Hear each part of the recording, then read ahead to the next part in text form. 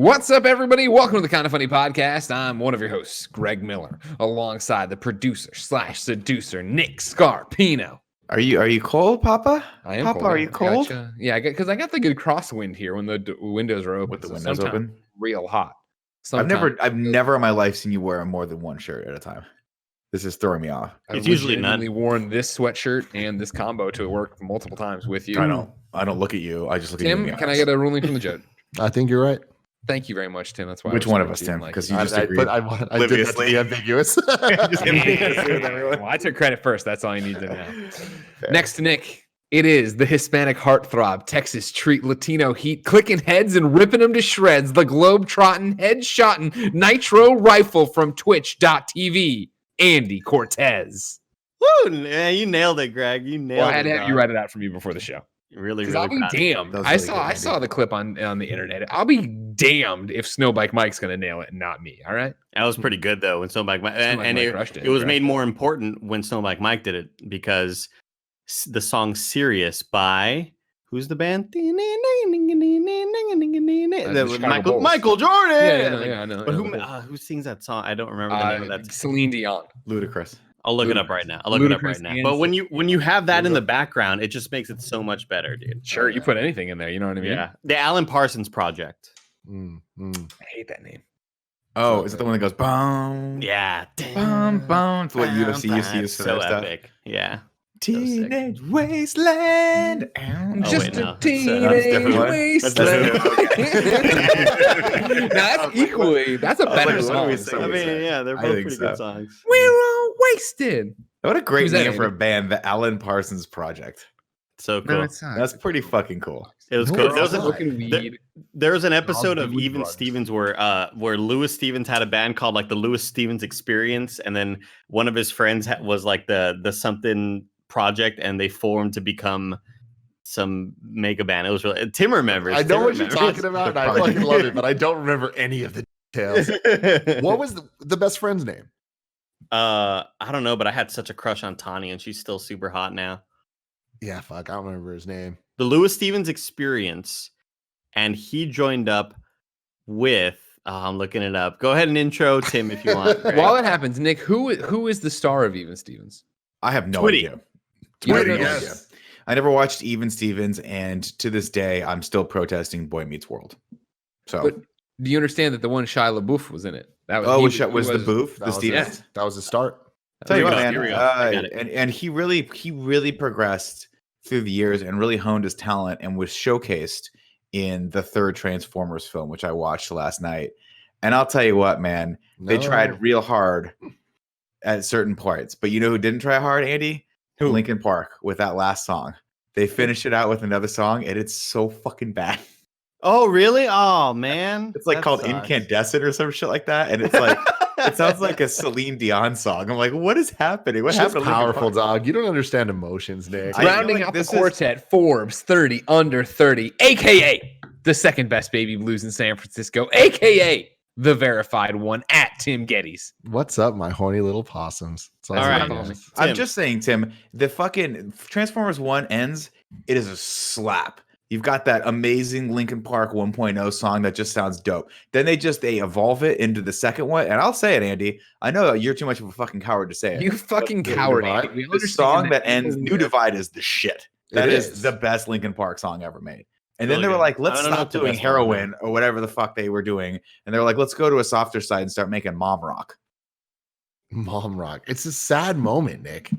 Chicago gets destroyed. They won. Spoilers. They win. Tim. They always win. They never lose.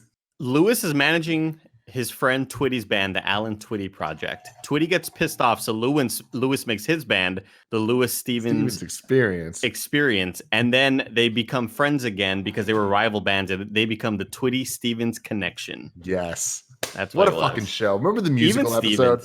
Great episodes, man. It might be the best episode. The musical episode of Even Stevens is equal to the Halloween episode of Boy Meets World. I'm fucking saying it. Wow.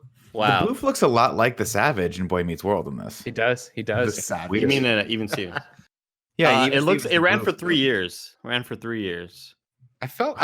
remember Poe and I really liking season 1, but I think even at that point we were too old for it.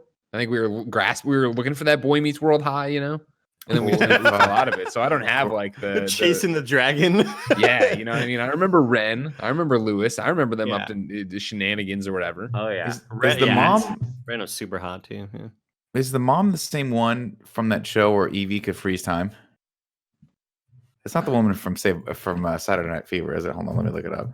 I have zero context for the show at all. I don't think I've ever seen a single clip of Even Stevens in my life. I'm happy. It was good. I'm it was 17. good. It was legit. I should not be watching Even Stevens. I mean, it's the year 2000. So how old are you all? 20. I was 20 years old. 17. Year 2000. 11. So yeah, I didn't need to necessarily watch this one. This might be a little bit behind my time. I was 12. It was perfect for me. After my time. It's right up my alley. Mm-hmm. Oh, Donna. No shit. She was Saturday Night Fever. Yeah. And Out of This World. That's the show. Greg, tell me you remember Out of This World. I do not. When she could freeze time like this, and she'd freeze time. Oh, you made that. You made that reference during an episode of KFAF. I really did. Yep. And Andy, I'm looking at a then and now series of pictures. Let me just say, it worked out well for a lot of them, but not all of them. You guys bring this up. Your own judges. You can look yourself. Oh, I'm looking it up. I'm looking it up right now, and I'm not afraid to say names. I know you're not. Now, more that's what I was worried about. How versed were you in Small Wonder? I watched a lot of Small Wonder. God, I couldn't tell you one episode of what happened there, but Small Wonder and Aleph were my jam. Yeah, they were always about to find out what happened, that she was a robot, right? Yeah, everyone was always about to find out they kept her in the closet. Yeah, because she had no room. It's weird, right? Yeah, they were like, "Where's her room?" She's like, "I let her change outfits in the closet," and they dressed me like it. Like nobody noticed for the first 2 years of this girl's living at this house that she was dressed like a fucking maid. It was weird. Remember? It was a simpler time. It was a simpler time. Wait, Nick. Yeah, I'm having a crazy moment right now. Again, I'm up the flip of you, where I have no idea what this robot show is, but you guys have talked about it so much since when it started that I kind of have an idea. Sure. But I also am realizing now that I also thought Punky Brewster was the same show. So is Punky Brewster not a robot? No. Punky Brewster. She just lived with the old guy. Bunker. Was she an orphan? Yo. I want to say she was like an orphan. I want to say she was street trash. Yeah, she was street trash. She was out there selling drugs and trying to make her drug empire. Wait, did you call her street trash? Yeah, I did. He really did. I think that was like the hit.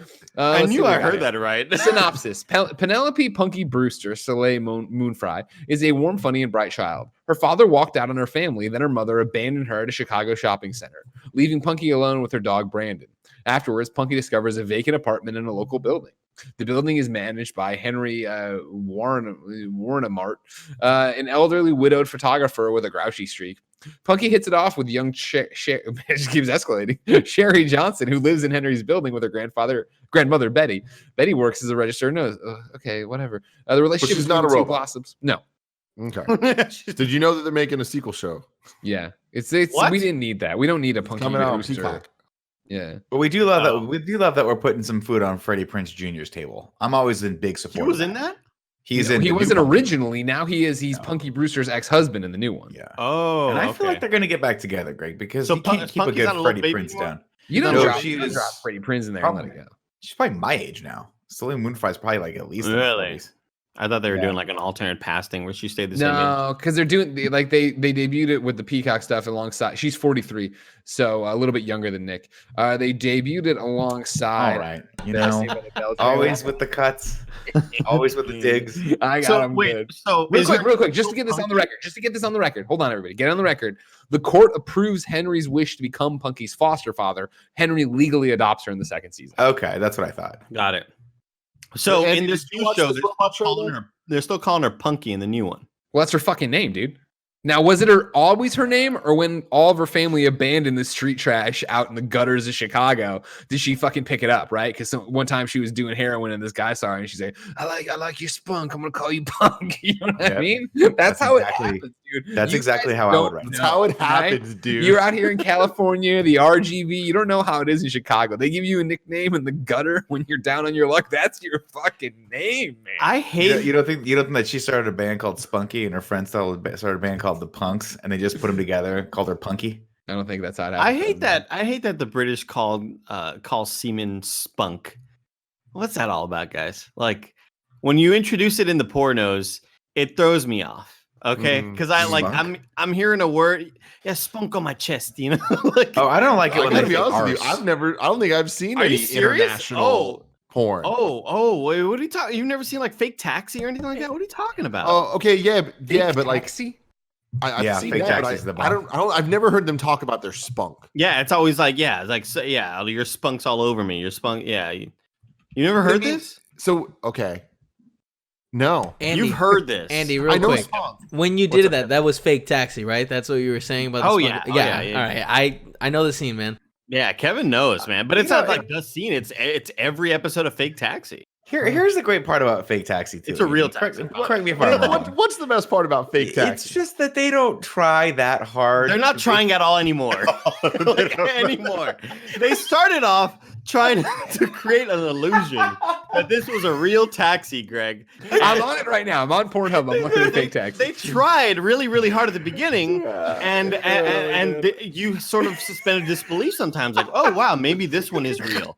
But now there's not even trying anymore. This goes back to Andy, to you trying to convince us that you legit believe Dancing Bear might be real.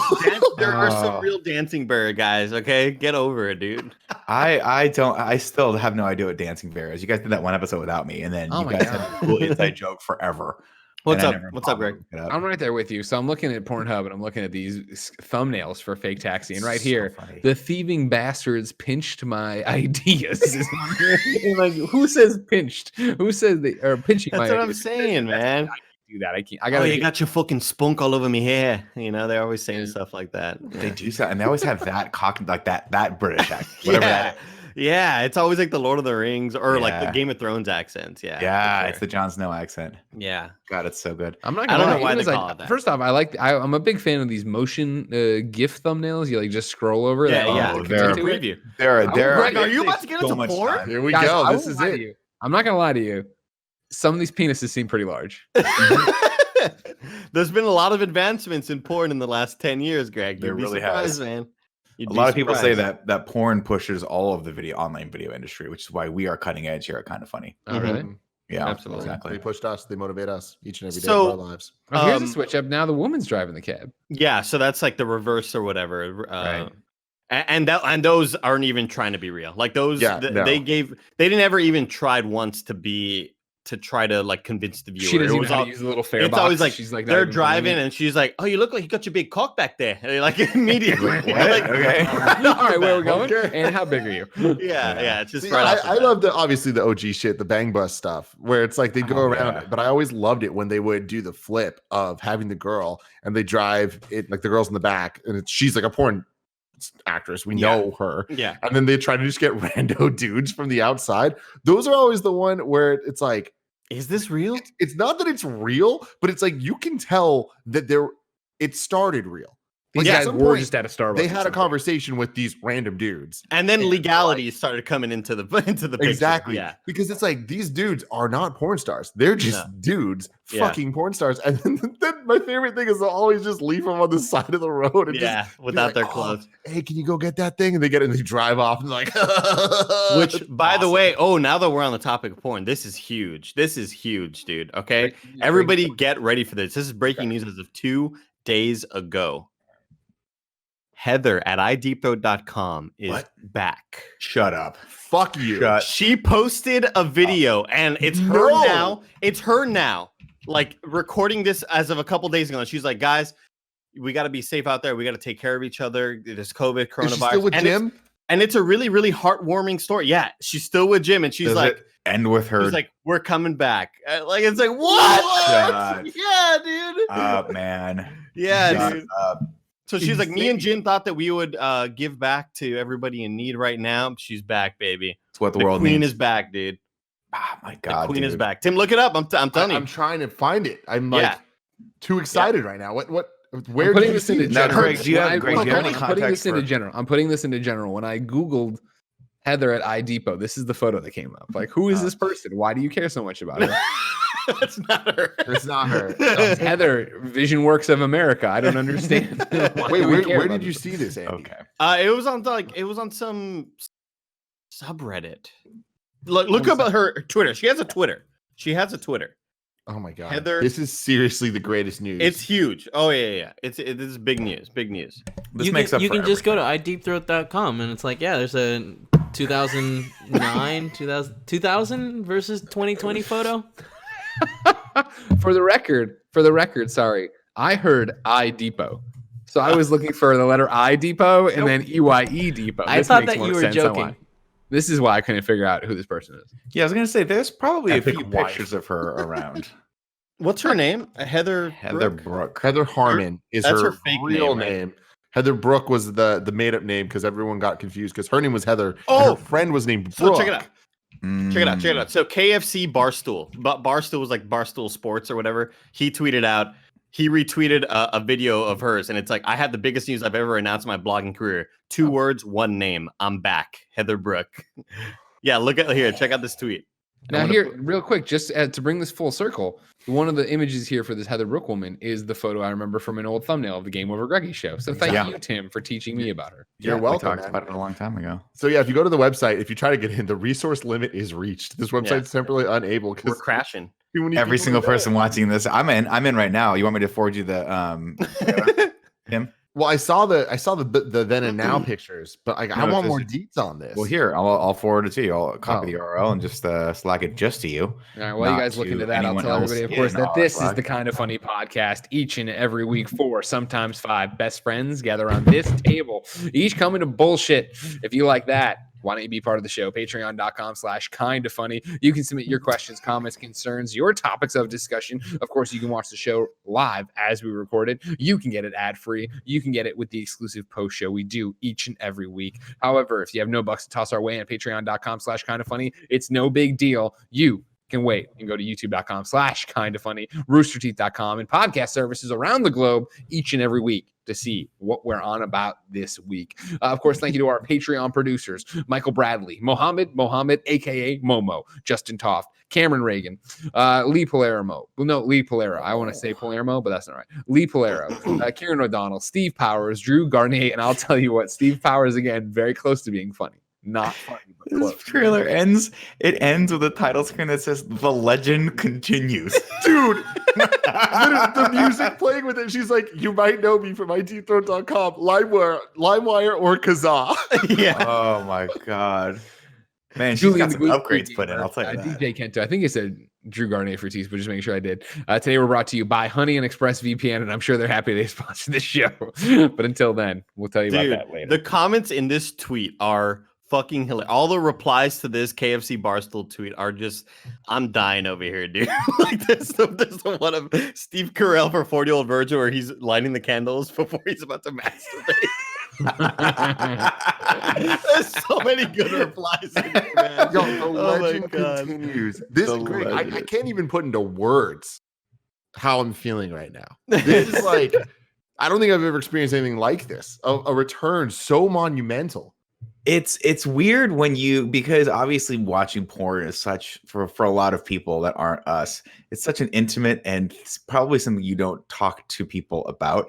So it's so weird to see every once in a while where like a name will come up, and it resonates. All get this, yeah. It just resonates, yeah, because everyone who saw that was like, this is something special. This is definitely something special. Man. She's an innovator for her time. Level. Seriously, definitely, 100%. The gift from the Sandlot, Legends Never Die, kid. So many good replies to this, man. Oh my god. Oh man, I'm glad you guys are excited. It's fantastic. I'm glad I wouldn't have remembered. I'm so glad we brought that up. Man. So you guys were on the topic of Chicago, right? Has anybody here started the Last Dance documentary? Not yet. What is that? Give me the details on this in terms of episode structure. Okay, how long so am I committing to? There are 10 episodes. They are releasing 2 a night every Sunday night. ESPN is showing the uncensored version, and they're saying fucks. Like, it's crazy. They're like, are they talking about Heather Brooke or whoever this was? They're not talking about Heather Harmon, no. And then ESPN 2 is showing the censored version. What are they saying instead of fuck? Are they saying like fudge? I don't know. Actually. So wait, the uncensored version's on Netflix? Where is that? No. It's on ESPN 1. Oh, okay. So I can't watch it on Netflix. The Ocho. it is it's great so far. The first 2 episodes aired this past Sunday. This sounds awesome. I listened to the Dan Le Batard show, as you all know, and Dan has seen the whole series already, and he was like, the first 2 episodes are the weakest of them, and they're still great.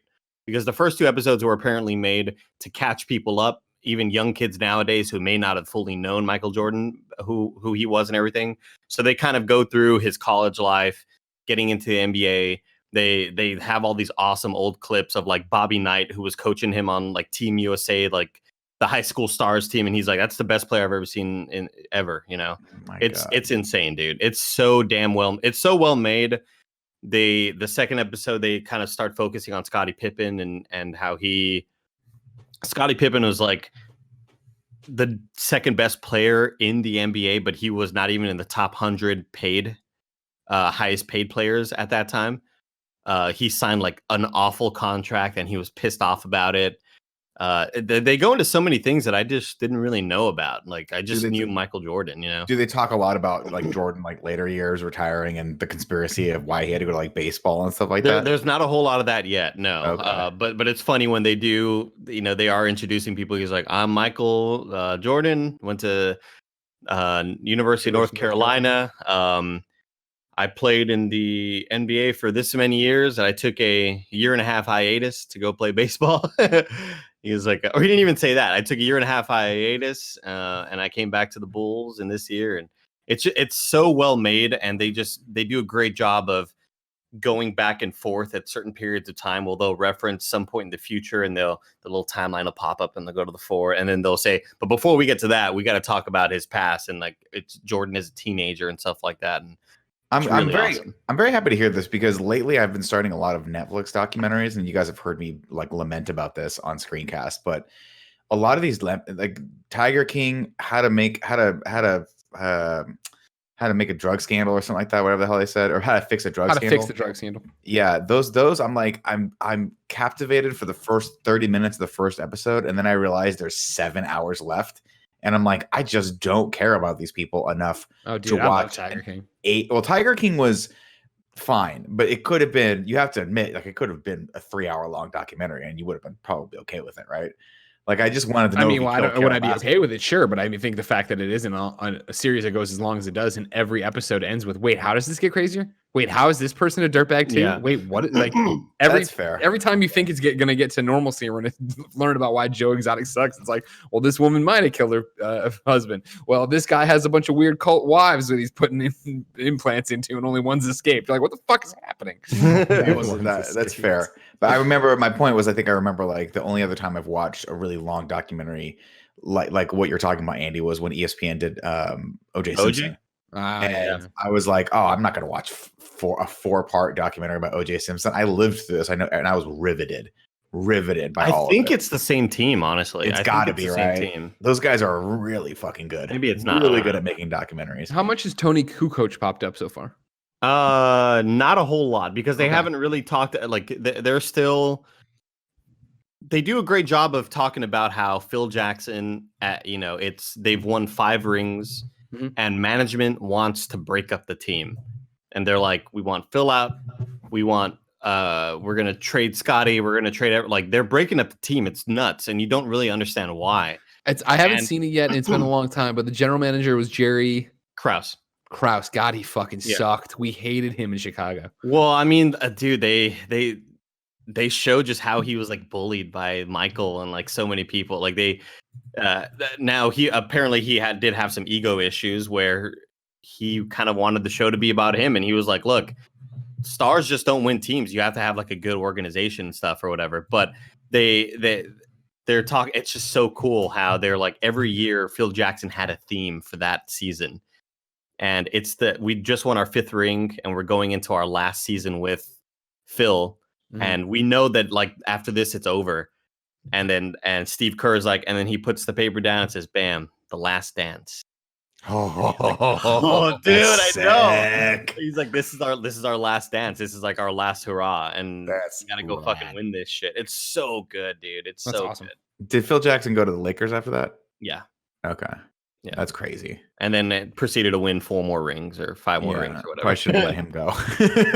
It was really pretty good. Turns out pretty good coach. Phil Yeah. Jackson. Yeah. But yeah, it's awesome. I highly recommend it. I feel like it was always kind of known this thing was going to be incredible, but the fact that it's like finally here and it's been such a great lead up to it, and they rushed it because of coronavirus. Like they pushed up the date because they knew that, hey, we are low on content. We have no programming right now. There's no sports, so we got to put something out there.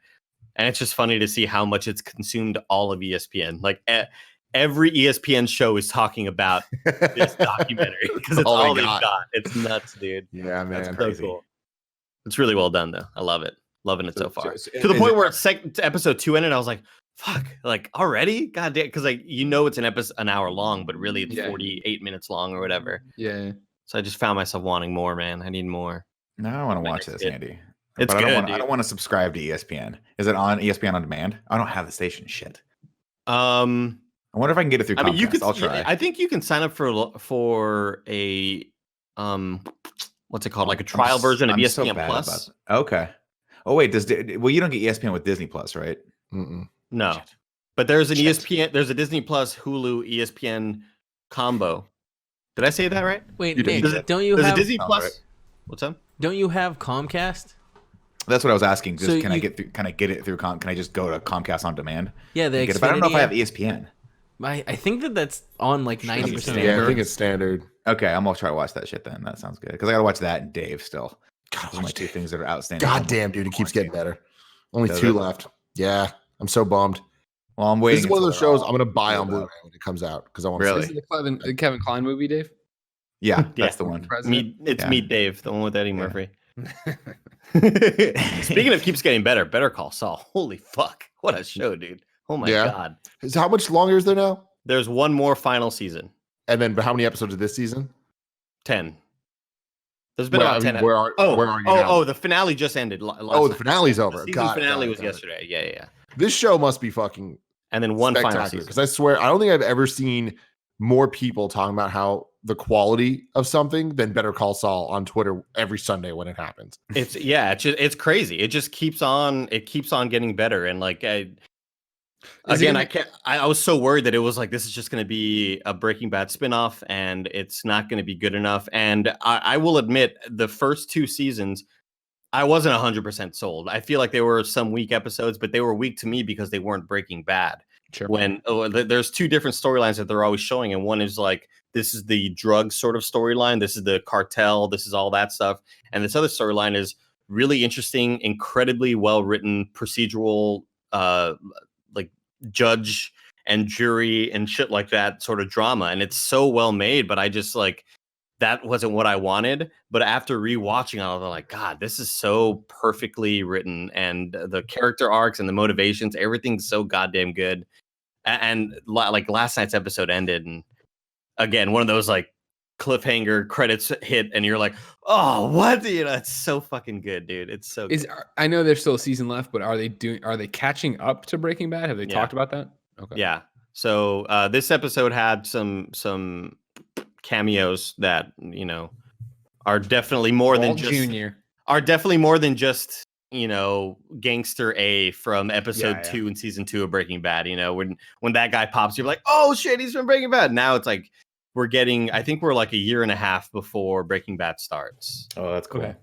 It's incredible, man. Like I just keep thinking like, now this season was run by Dana Gould, I believe. It wasn't Vince Gilligan, because I tweeted out Vince Gilligan doesn't fucking miss, dude. Like this guy, don't doubt him because he's gonna fucking dunk on your face like Tomahawk John Stockton did. I'd like to hear. You understand it. But a lot of this season was the showrunner was Dana Gould, who's kind of the guy who created Jimmy McGill / Saul Goodman. It's incredible, man. Greg, if you care about it, watch it. Still haven't watched El Camino, so I don't. No, Greg.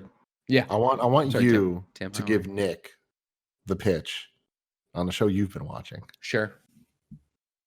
Please. I call it the Netflix sex show. What's its real name? Too Hot to Handle. Too Hot to Handle. Nick, have you heard about Too Hot to Handle? This is the reality show where they get a bunch of dumb, smoking hot people together and they tell them if they fuck, they lose money. It's dumb, smoking hot people who are admittedly just fucking down to bang. Horny. God, I love it. Horny, hot, dumb, let's fuck people all the time on Tinder or whatever app you may be using. Bumble, Christian Mingle, they don't care. And so, yeah, they put them all on this island, right? Legit. And the idea is FarmersOnly.com. they drop it off of there. You know it. You know what I mean? They put them on this island, right? And then they let them go for like 12 hours of just like, there's no rules. Enjoy this island. And you can only wear bikinis and really tight swimsuits. And they're like, sounds great. And so they start making their connections and doing their things. And then at some point, the robot in the room, there's these like, it looks like an Alexa or whatever, starts talking and is like, oh, hold on. There's some rules, right? And so there's $100,000 on the line, Nick.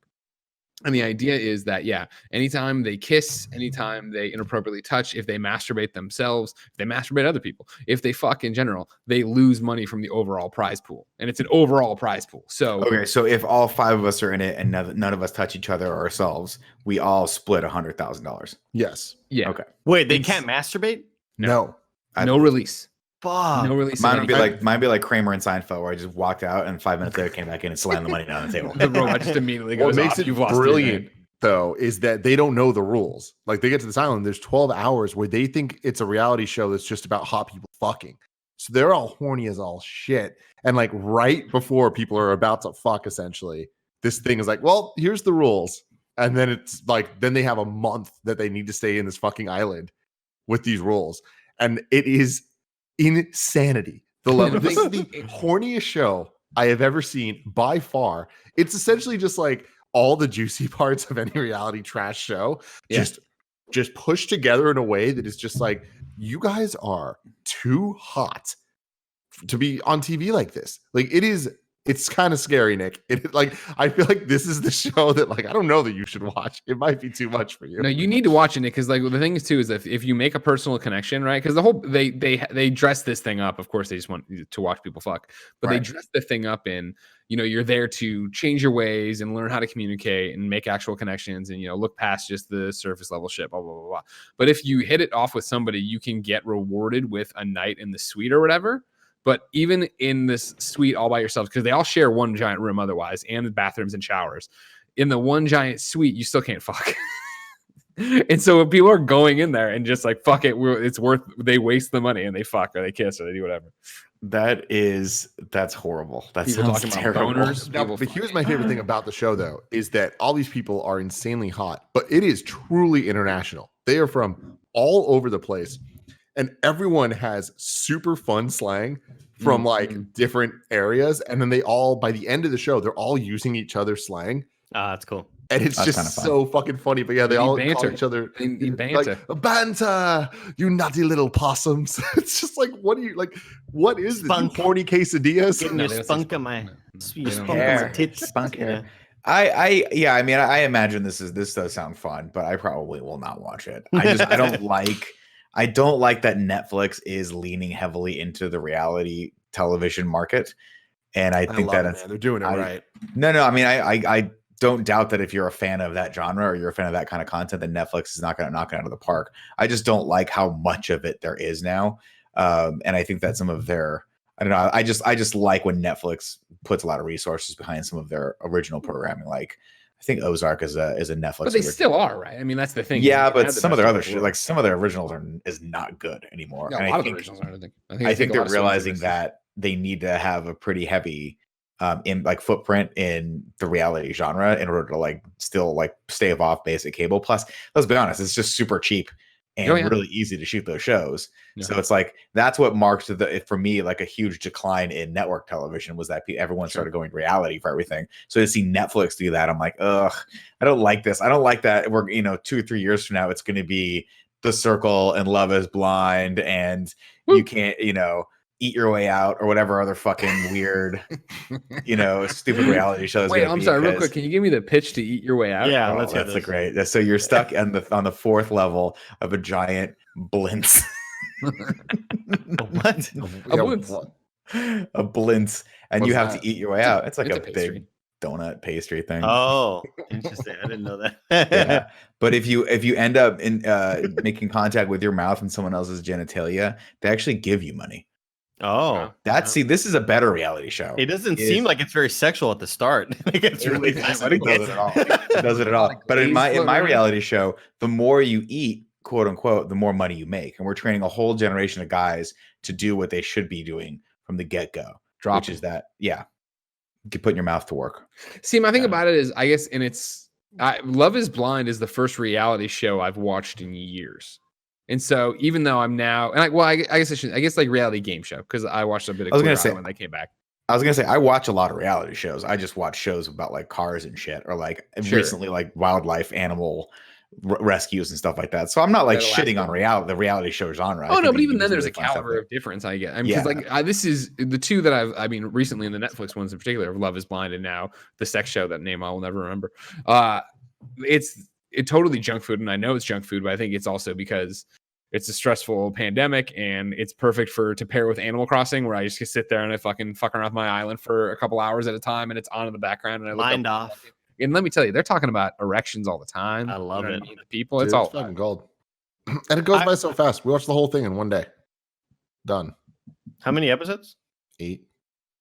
And they're like half an hour, 20, 25 minutes. They're between 30 and 40. Oh, okay. So they kind of range. It's all story based because there's like weird cliffhangers and stuff. It's stupid. It's stupid as fuck, but they're so hot. I appreciate it. We were catching up. I'm not done with it. I'm slow playing it here and there. But there was the one where they were so committed to talking about this relationship, and like they also eventually get these watches, Nick, that if they flash green, the rules are off, and so you can fuck around. That's amazing. And for a limited time, but they don't know how long that time is. Exactly. Yeah. There was one couple over there that had it, and that like are so focused. They started the next episode, and like they literally, the robot's like, well, as you know, whoever has left the show, so we need to talk about that. And the narrator interrupts to be like, sorry, last time we were so busy telling you about this, I forgot to tell you we kicked somebody off the show. And they did like a rewind and showed her getting like evicted. It was like, holy shit. Did she get evicted? Do they have to vote like who gets evicted if you're just she just sucked. She sucked. And so they were like, get the fuck out of here. And they brought in 3 more hot people. Oh, that's so fucking good. You can tell that the producers were watching the show like as happening and like just making decisions like, now it'd be more entertaining if we just fucking did this shit now. Yeah. It's fucking great. Like the characters are so vapid, and the fact that we call them characters is hilarious. Like these are real people that their lives are just be hot, make money from being hot. And it's so unabashed. They don't give a fuck. And That's it's just like, life. literally it's like, oh, what do you do? And it's like, one of their answers is like, oh, I used to be Diplo's girlfriend. And you're like, that's what you do? Is you used to describe yourself. You know what I mean? That's how you gotta do, man. She was Diplo's girlfriend. She got on the show, and now she'll have more followers than all of us combined. That's it. She already does. She already did going in. We do. Yeah, exactly. So that's important. Tim, I wanted to say something else that's hot. Is the shirt you're wearing on right now? Yeah, the shirt on your chest. And I just want to throw a quick little plug. If you're an audio listener, it's a Nitro Rifle shirt. It's the if you're an audio listener, go to bonfire.com/Nitro Rifle. And we made a shirt for charity for everybody affected by COVID, and it sold really well, and we're very proud of them. Ever since I got the Greg bump, like we went from $7,800 raised to $9,500 raised. Oh my god, I thought you were gonna say 1,000. I was like, Jesus Christ. We're proud of you, Andy. It's awesome. So we're almost getting to 10 grand. So you have 4 days left to buy this, or if you're listening tomorrow, 3 days. Bonfire.com. Or if you're listening in September, it's over. It's over. We hopefully by then we've conquered COVID. And hopefully it's this $9,000 that did it. Hopefully. Say we don't conquer it though. I have a question for you guys. Yeah. Like maybe 10 minutes before we did this show, I asked Joey and Gia a question that they didn't want to answer. Sure. If this lasts forever, let's just say in a world where this lasts forever, that can mean whatever you want it to, because obviously there's a lot of variations. Would you, if you were down to have kids? Because I know, so Nick, let's say you're not planning on having kids, right? Definitely Greg is not. planning on having kids. I'm most likely going to end up have kids. Andy, I don't know your stance on this. I have to have sex first, so I don't know. Would those plans change? Like, would you bring a child into this world? I would fight not to. I don't know that you could ever for one thing, you wouldn't know that it's going to last forever. Yeah. Like eventually they'd be like, this is probably going to be the most important thing that every scientific mind on the planet starts working through. But in this hypothetical. But even in the hypothetical, but it's like, imagine that though. It's like, say you don't know the end of it though. So it's like, you're really gambling if you're trying to pump out this kid. If there was like, get better. Well, I mean, okay, let me ask a couple questions before we go into this. Is there a vaccination anywhere? like in the future? Is there hope for a vaccination, or we just can't? Well, the hypothetical I gave is that it never ends, so no. Okay. So yeah, then absolutely not. I would not bring a child into this environment.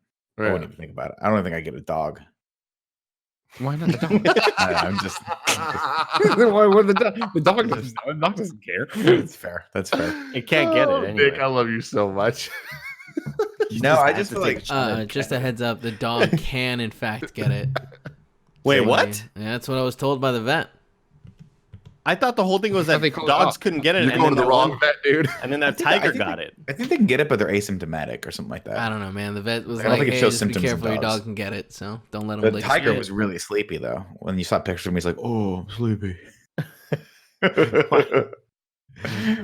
made that up. I don't know. Why was that? So like to be clear, you're saying nothing changes from here on out. That like so it's still we're working from home. We can't be around people 6 feet from everything. Mm-hmm. Yeah, that's the new normal forever. Mm-hmm. You can't go concerts. Can't go out. If you go out, you can't. Well, I touch just think stuff more at the of park. the kids being able to play together. You know what I mean? That's Nick want to get a dog, but that I'm more worried about. Yeah, like the That's kid what I'm is. saying. Yeah, no, I That's know. why I know. I'm thinking easy through now. the equation you brought up. Yeah, I don't. I mean, I think I'm looking outside right now at these kids. This all came up to me because there's these kids that live across the street and they're always scooting around and shit. sure. Yeah, hold on. Time out. Whatever happened with Ding Dong Ditch? That still happening? They now did down ditch across the street. Perfect. Good. Cool. Greg scared them off. Their parents. And when they do I told the story about the parents like hearing it all happen. Got it. Yeah. Since then, like they're scared of our house. They look at your Ring doorbell when they do it, and they're like, I We still listen to the think podcast. Thanks, guys. I still think every once in a while you should get Kevin to just sit up there, just wait, Just And wait. then as they pass and look, he jumps down and like attacks, but the bars stop him. Well, we now know where they live. Like, oh, are we taking the fight to them? Can we start This Ding Dong weekend? Ditching them, please? Definitely. I'm super down. The parents would definitely know it's us. But hey, I'm still down. Hey, you But I know see what? these kids and they're just like skateboarding around. And I've seen this kind of like go from a couple weeks ago. There's like a group of like 10 kids because kids move in packs. But then eventually that group started dwindling. Now it's these kids that now there's just 2 of them and they're clearly brothers. They're wearing masks at all times, like outside. It's just like, I feel like I keep seeing it get worse and worse and worse. But it's like, at what point would it just be like, yeah, kids aren't allowed to have friends and go outside? Exactly. That's such a non-fun life. Yeah, no, that would suck. You can't. my brother was asking me to sign up for this thing called Facebook Kids. So apparently Facebook makes a messaging app for kids so that young kids, like as long as you, Greg, let's say you're 8 years old and I'm 8 years old. Yeah. And your parents have a cell phone. Your parents have a cell phone. Sure. And your best friend, Nick, his parents have a cell phone as well. And you were friends at school. Go ahead, Greg. I'm sorry. How old's Nick in this? I'm 8 years old. How old is Nick? 40. He's 40, yeah. We got a Doc Brown party situation going on. Exactly. Yeah. And so, but his parents have a cell phone, and you all were great friends in grade school together. Of But now course, you're yeah. not seeing each other. So close. Facebook Messenger for kids, I guess it existed already, but now it's being sort of pushed out a little bit more so that, hey, Dad, can I use your phone? Because I want to talk to Nick on his parents' phone. Sure. And so you could do a little messaging back and forth, and it's like cute, and it's like it's a separate app, and it's all colorful and pretty and shit. Sure. But my brother was like, "Hey, the kids want to talk to you. Can you like set up a little thing to talk to them?" And I was like, "Sure, I guess. Like, why can't I just like FaceTime talk to them with that too, or with my current Facebook account?" Apparently, I could have actually, but I ended up making a Instead, Facebook you look account. like a child predator on Facebook. Yeah, Kids. and it's like Andy Cortez, who is your kid? And I was like, Andy Cortez. So it's just a photo of me. This is gonna get you on an FBI watch list. and I fast. did all that shit, and then and they kept asking me create a color theme. And I was like, I've done this 4 times already. I want the fucking aqua Oh, color. please tell me you did 4 kids. No. But then eventually, my brother's like, no, you actually don't have to make an account. You could just talk to them with your regular Facebook Messenger app. I fucking hate Facebook, man. It's awful. That's I hate everything about the UI. I can never find anything on that website. No, me too. I can't either. Sharing a video, good luck. It's the Not a worst, chance. dude. It's the worst. I was trying to look for a photo, and it's like, where are my goddamn pictures at? Like, I'm trying to find a photo from when Andy your was kid? 20. For when Andy was Facebook. 20. Facebook tries to do too much. Like there's the whole Facebook marketplace now where they're like, hey, did you like looking at pictures? I mean, you know what I mean? But like every time you go to like the sidebar to find groups or to find anything, they keep adding more shit. Where it's like Facebook services, Facebook this, Facebook that. I'm like, I get it, Facebook. You want to be everything, but you're good at nothing. Just focus on like a couple things first, please. Hate it. Focus on that. You know what I mean? I don't fucking need your garage sale over here, you know? So to answer your question, Tim, what was your question? If we have kids in the pandemic or whatever. The problem is that I think it's always hard to consider a childhood that's not your own, right? So to have one so dramatically different. And I feel like, humanity has to go on, some would say. And so like people are going to adjust to it. And then the act of being a kid would be different, right? Like it would change. And so it's hard right now to go from 0 to 60 and figure out what that would look like by the time you're actually having a kid that should be socializing and going out and do stuff. And granted, they should early on as well. But I mean, like to where it would be like matter. Because I was thinking, I don't know if you saw, Jessica Chobot, Blair Herter, they just got their son Emerson a dog because when they put up the post about it, it was very much like Emerson's having trouble with not being able to go out and see, the whole like see his friends, see other children kind of thing. And so clearly it would weigh on them, but that's also taking away something they know right now, right? So if you introduce it as the new normal and they knew nothing else, it's just history books to where we look back and like the idea of riding a horse to work, right, is crazy. So I'm not stoked about it, right? Yeah, the new normal though wouldn't just be about like, oh, it's cool for them, so then I need to deal with them that much more. Sure, no, I know. Yeah, it'd be new. Like your kids are never. Well. You're already seeing that. You're already seeing our friends on Instagram, and Facebook, and Twitter stuff talk about what it's like to try to suddenly work from home, but also have their kids there, and not only have their kids there, but have their kids not at school, right? So everyone's life is in complete disarray, but trying to find a new normal for it, where you can still do your work, but also not feel like you're ignoring your kid, but also you have to pay the bills. I just feel like if it got to that point, right, where because there's a certain spectrum of whether or not people die from this thing, I feel like if it got to the point where there was just never like a never-ending cycle of that, people would just go, fuck it, I'm going outside. I'm not doing this anymore. Like that's the thing I wonder is what is the breaking point of like, because they're thinking, obviously we're recording this as of the 21st of April. And in San Francisco, the mayor has said this is going to go to the 3rd, but Gavin Newsom has basically said, our governor has said this is indefinite, and we're already seeing states start push back on that, and some of them are saying they're going to open. Where all signs are basically pointing to like maybe I would say like a 50-60% possibility that they're going to punt us into June. So like past that, people already in San Francisco are like, fuck it. And I'm seeing every time I go out, like I'll drive to the office, or if I drive over to like Starbucks to get a cup of coffee, way more people out this week than there was last week. And that just keeps going, where I think people are slowly but surely just going to start pushing against the limits of what they're quote unquote supposed to do until either the local government goes, hey, we got to push back, or fuck it, let people go. Like I literally went for a walk the other day, and without thinking, like I had my mask on, without thinking, I looked over and I saw a fucking magazine store open. And it's a magazine store that I used to go to all the time when I lived over in Nob Hill. And I'm like, oh my God, a magazine store. And I had a cup of coffee with me. And I just randomly walked in. I just walked in and I started browsing magazines. And guess what happened right afterward? A very large cop walked in after me and was like, hey, man. And I looked over at him and he was talking to the guy that runs the place. He goes, you're not an essential business, right? And the guy was like, I mean, I was told I got cleared through so-and-so. And he goes, listen, I'm not here to shut you down. I don't like that I have to do this. For the record, like, I get that this sucks for you. I don't like having to do this either. And I'm not going to give you a ticket or anything, but I'm letting you know I'm not the person that decides that. Sooner or later, the people that come by to actually give you tickets are going to come by and they're going to shut you down. Damn. So you need to just kind of, but he was like super cool. He was like, the guy's like, listen, and like the guy started making the excuses and like trying to, make his case to this cop. And the cop was like, I'm not, he's like, bro, I'm not, like, he was like the chillest cop ever. He's like, I'm not giving you a ticket. I'm not even telling you got to shut down. I'm just letting you know, like, you're not supposed to be doing this. And unless you have like really good like paperwork or an email that says you are, someone's going to be here like soon to shut you down. And then he kind of looked at me as I was buying a magazine and I was like, am I doing something illegal? Like, am I breaking the law? But like, that's get in the back of my police car. You are. And man, and I see that like there's people, there's paddy wagons everywhere, and there's like cops roaming around. It was this week that they started actually finding people. I was reading an SFT article that Dolores Park, as of Sunday, they have cops go by and like people getting fined left and right, like $1,000 fines if you're out in Dolores Park because you're just tomorrow's the day you have to not wear a face supposed to mask. be. You have to start wearing face masks. And they're shutting down streets for a couple blocks away. Just like an entire street for like 4 miles is just going to be you're not even allowed to be on it. Are the other parks closing, or are you just not like? Are you allowed to walk through the park, or is it like you're allowed to exercise, but it's like it's clear if you're exercising and if you're picnicking or like literally. I think I was in a park a couple of days ago, just like walking through, and I just saw nothing but families just sitting. And I'm like, I don't think this is what they intended. I think no, it's not. And I they don't could think get that's fined.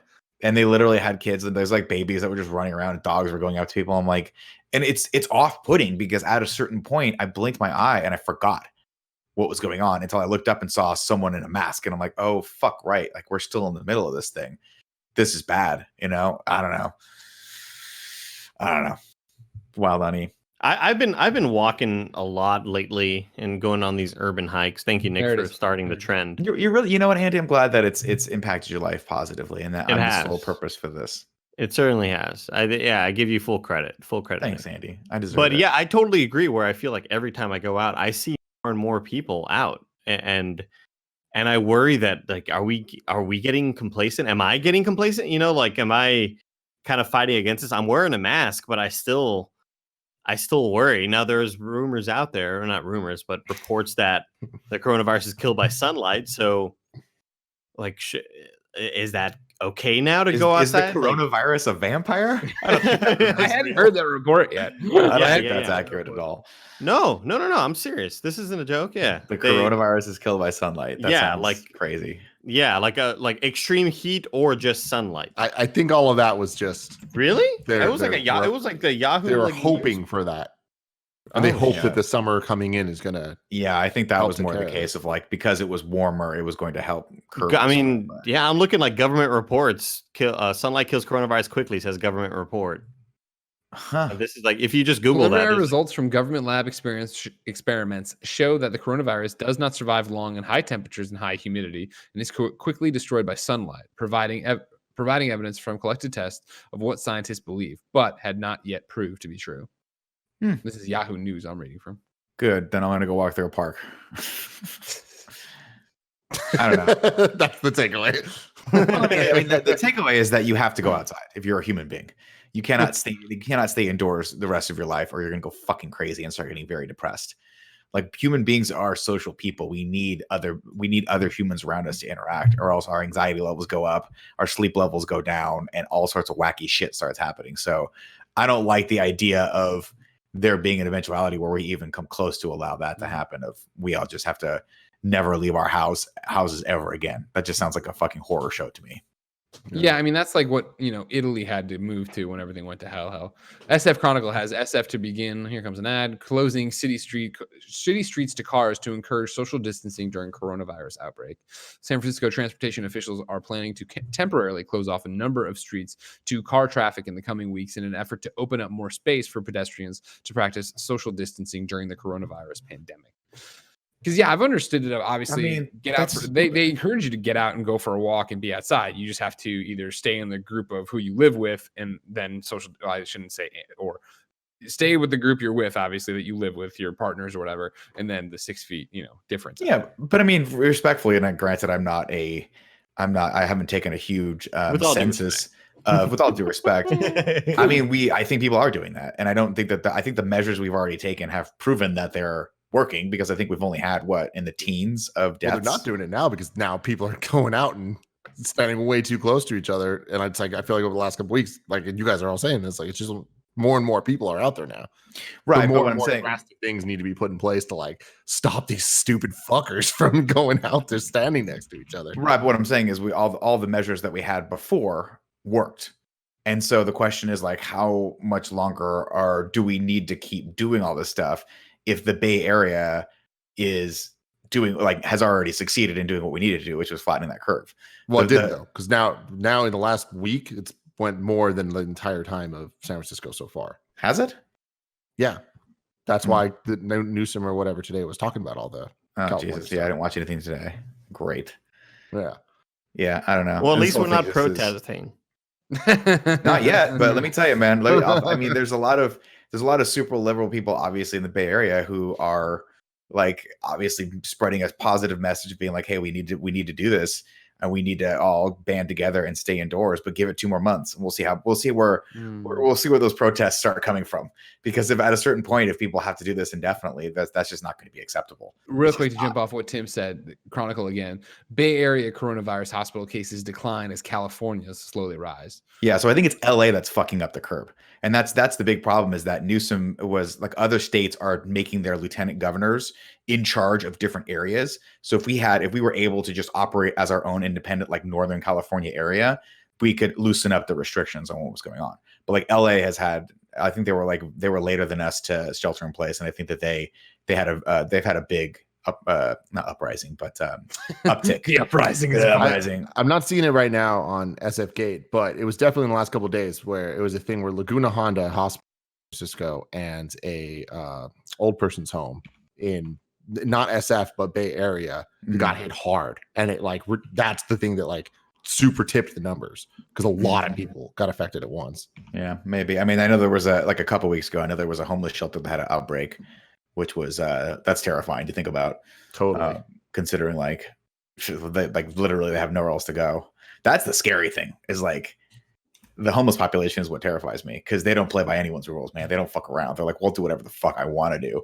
And they just roam around and touch everything and have they're just everywhere. Like it's trippy to walk around, because you don't see people, but you see a lot of homeless people, and you see a lot of people. There's no one else on the street for the most part. No, to your point, there's more people. Yeah, you see more people coming out, but it is that thing when you walk around, you're like, oh man, there's like, I was walking around going out to the store, Sunday, I guess, and it was that thing of like, oh man, like everyone who's on the street right now is a homeless person. That's crazy. Yeah. Pretty fucking nuts. It's pretty crazy that even like a global pandemic cannot give the authorities what they need to actually remove homeless people from the streets.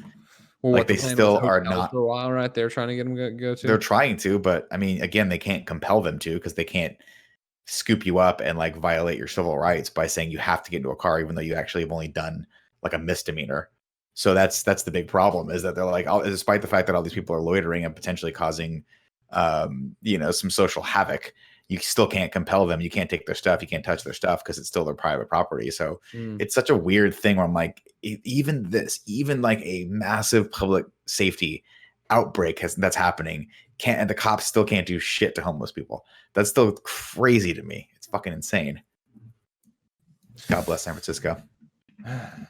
There's enough problems. Anyway, make sure you guys get your exercise in, though, because it is important to stay healthy too. That's the flip side of the coin, is with everyone sitting indoors, we're all very sedentary. So you have to make sure that you're getting at least a little bit of exercise in, so your immune system stays strong, because that's completely, utterly pointless to separate yourself from every other human being on the planet and then let your immune system just drop. And then immediately, like the first time you go out, you just get a scathing version of it. That would be the worst. I want? You know what I want, Nick? I want at any moment to have the technology for that. At any moment, Yusuf Mageed can pop up on my screen and be like, Andy, drop the fuck down and give me 20 push-ups. And I do push-ups for him. And I'm like, all right, sorry, Yusuf, my bad. Like, and then 30 minutes later, he pops up again. Like, I need 12 burpees right now, dude. 3 sets of them. Let's go. And like, I feel like he'd be a really good motivator, because he's. I mean, I'm sure. Are you looking at his Instagram? Because his Instagram's got him doing all sorts of crazy push-ups shit now. He's got. I mean, dude. Oh my gosh, the wide ones where he's like doing this thing. Like it's so intimidating. The Spider-Man thing. Yeah, it's so cool looking.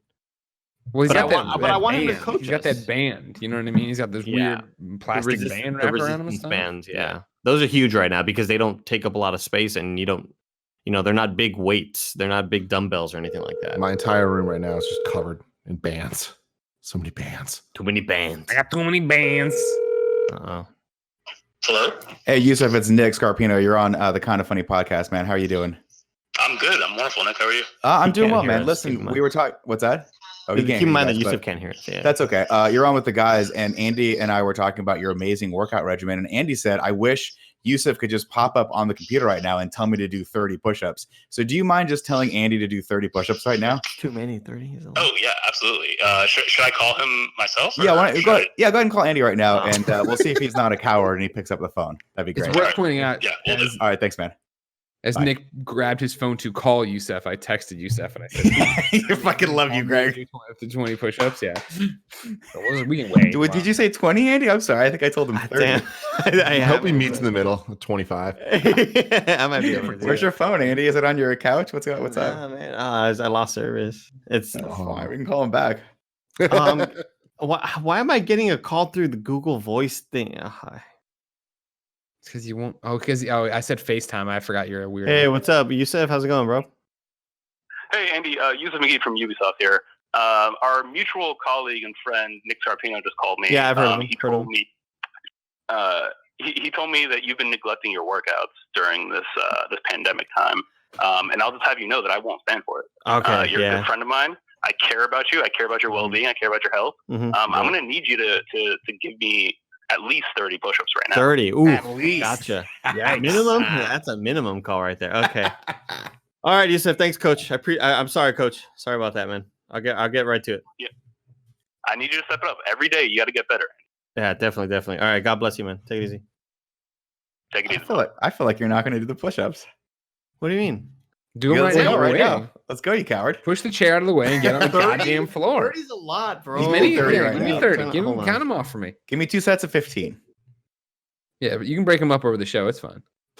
Like, I unplugged the mic, so I don't want y'all like coming through the feedback, but I still want to be able to hear it, you know? Okay. You have no one to blame on this but yourself, Andy. All right, here you go. So Okay. if you're an audio listener, Andy is in a Celeste shirt. There we Looks go. great. I can't see him because he He's blends in now with just the a bottom. black void. Oh, There's there's one. Can you see? Yeah, we can see you now. You have to look up, though. no. You can't look down. If you look down, you disappear. Oh, but looking up so hard. Wow. Okay. We'll Well, see I mean, the we can't- it's motion. hard to count. You know what I mean? Otherwise, so that's 2, Oh, I maybe can't we see won't. shit. 4, 5, 6, 7, 8, 8, 9, 9. 10, Dude, you're counting way too fast. It's 12. going way slower. 13, I'm just looking for that little spot of 15, gray that disappears and 16, reappears. 17, I assume that's 1 18. up and down. 19, 20, 21, 22, 23, 24, 25, 26, Jesus 27, Christ. 28, 29, 30. There it is, everybody. There it is. You can do 30. See, good for you, puppy. Look at him. Oh, shit. How you a lot. feeling? Huh? I felt it, man. I've only ever gone to like 25 whenever I Look at do that. You these. pushed it. You got better. You better said every day? Get better every day, and you did it. Ah, damn. Good episode, guys. What's the thumbnail? What's the thumbnail? Andy does some subs. Your personal trainer, Yusef McGee. That could be it. There you go.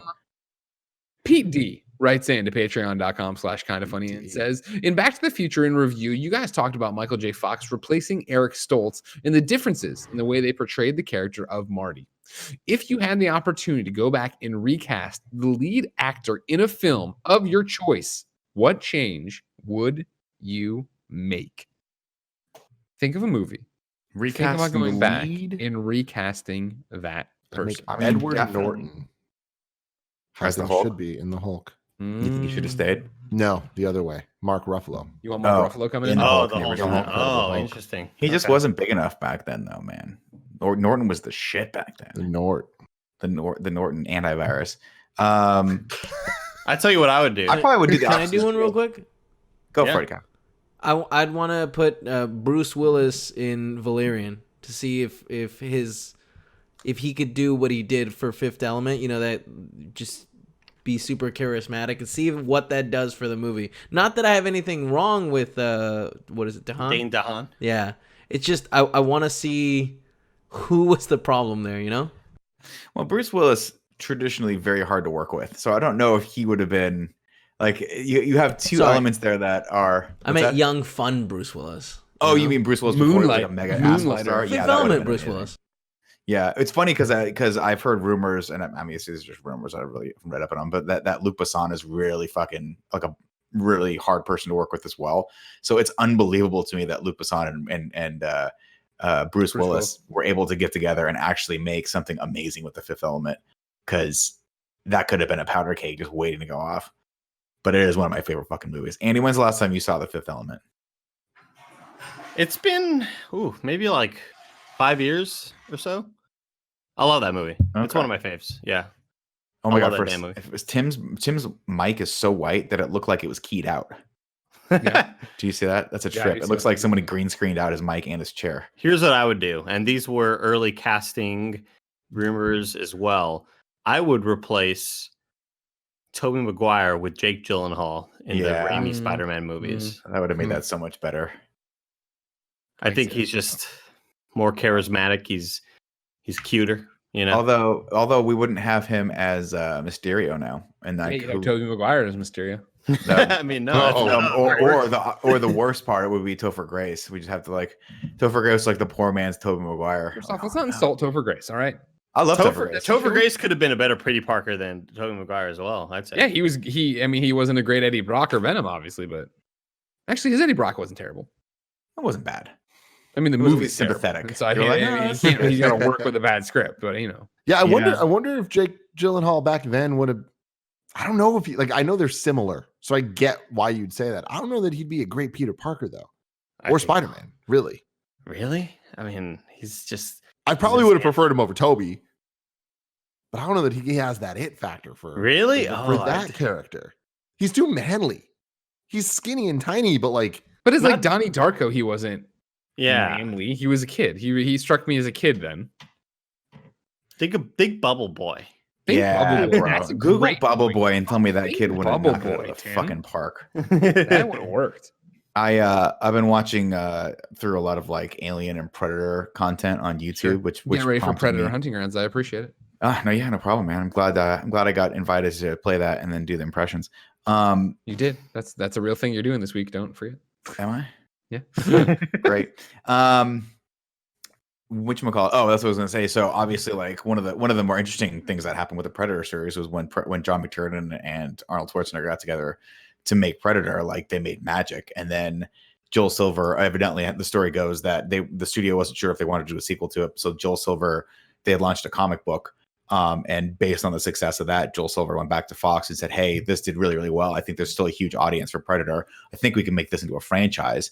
And so they started writing ideas down. And I guess the first draft of the script, I guess two things came into play. One was John McTiernan after Predator, his quote went up to like $2 million. So he was like, "I want $2 million, or I'm not even fucking stepping foot in the jungle." And Fox was like, we're not going to pay you that. That's just too much money. And then Arnold Schwarzenegger saw that, and then he saw the script. And I think there was the upcoming production of like Terminator 2. And he was just like, I think I'm going to focus on that. I'm not going to be in Predator. But it would have been so cool to see what would have happened if they had got John McTiernan back. Because they got the original writers back. The original writers of Predator. Yeah. I guess those two guys were hired back. Like Joel Silver hired them back because they had written the comic book as well to do the script. And they were like, we want Arnold back. We want to do a continuation of this. And do you know what it was going to be? Was it going to be the Predators hunting them down? Like, you motherfuckers, you got away from one of our dudes. But no, I think the comic book, I've never read the comic book. This is based on just like, you know how it is.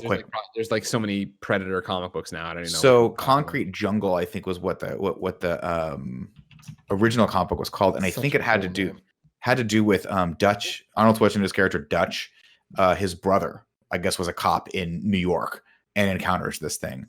And I don't know how that was supposed to play in.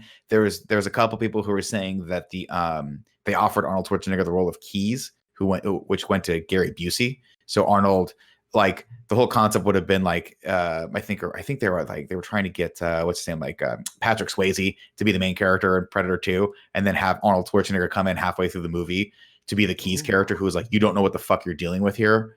Like back the fuck off, and have that dynamic be able to happen. But Arnold was like, I don't like that take at all on it. And he's like, I don't like it being an urban setting. I don't like any of that stuff. And the writers were like, we don't really rad. Like, yeah, they were like, we don't really want to go back into the jungle. And they wanted to play around with the idea of like an Earth that was, I don't know if you guys have ever seen Predator 2, but I'm watching it again. I'm like, I really like this fucking movie, but it has to do with like a not so like kind of the near future, but the movie still kind of has that feel of like it's set in 1997, but has a feel of like an alternate future in 1997, where like global warming is so warm that like, or has warmed the planet so much that like everyone's just constantly sweating in LA, which has created this like jungle like humidity where the Predator can come and thrive. And then he comes to like Los Angeles and starts hunting down gang members. That was the main thing I remember about that movie was Danny Glover, not Donald Glover. No. Very sweaty, the whole movie. Like everybody was so moist and they were just glistening and reflective in that whole movie. And they talk about it a lot too. That the heat becomes sort of a character in the movie, and it was the whole point of that was that it was like the predator supposedly, and obviously there's like other material where they're like, it doesn't fucking matter. Like Alien versus Predator, they go to the goddamn Arctic Circle. Yeah, so none of this really matters at all.